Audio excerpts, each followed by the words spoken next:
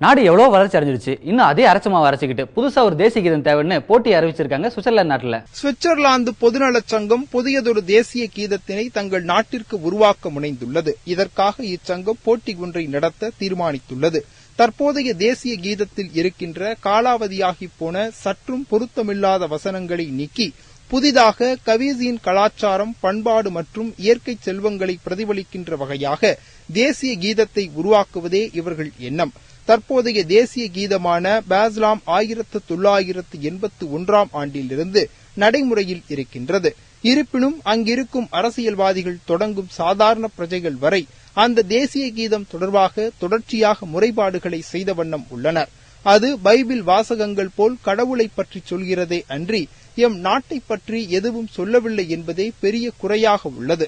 இந்த புதிய தேசிய கீதத்திற்கான போட்டி ஜனவரி மாதம் ஆரம்பிக்கும் எனவும் 6 மாதங்கள் போட்டி நடக்கும் எனவும் தெரிவிக்கப்பட்டுள்ளது.